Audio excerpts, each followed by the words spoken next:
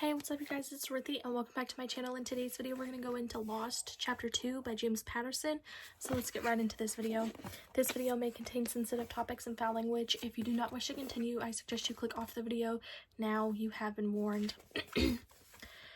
After I made detective, I realized that different law enforcement agencies always talk shit about one another. Here's the first joke I heard an FBI agent tell. What's blue and white and sleeps for? A Miami police patrol cruiser.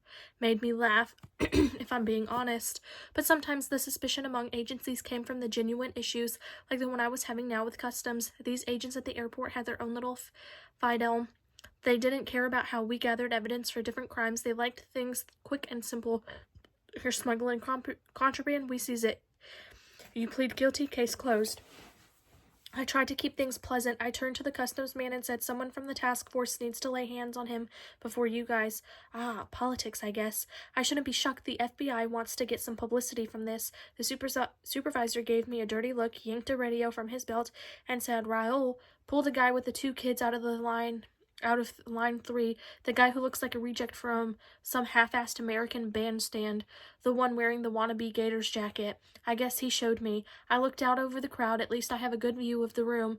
There were only a few people as tall as me, as we were all stuck out like giraffes. There was European eager to get out the sun, Americans returning from vacations in Europe, and rising heat in a room where too many people had been pushed in too quickly. I watched as a lanky customs officer in a rumpled blue uniform, Raul, stepped away from the back wall. I followed him. A guy my size can usually cut through a crowd, but these were people escaping U.S. customs before I could even squeeze past the first heavy-set tourist coming to visit America's most exotic city.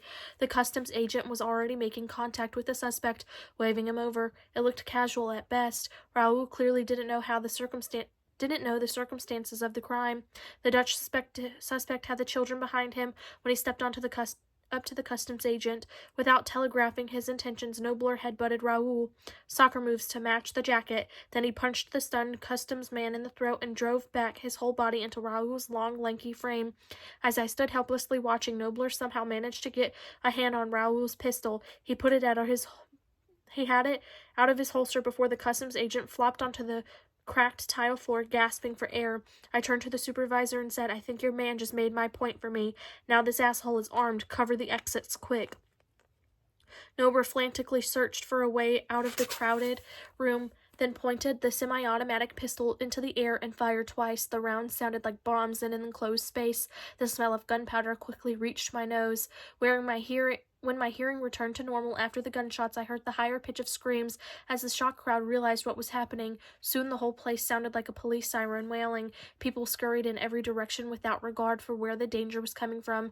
I'd seen it 100 times. Panic caused more panic, and few people used common sense. I broke free of the lines, entering passport control. Steph Hall right behind me. We both sprinted, trying to catch the suspect, who knocked down about 4 people as he fled. The sight of the armed man made everyone panic even more, and then the crowd parted in a wave to get away from the guy holding the gun. I caught a glimpse of Nobler just in time to see him find an open access door and disappear through it.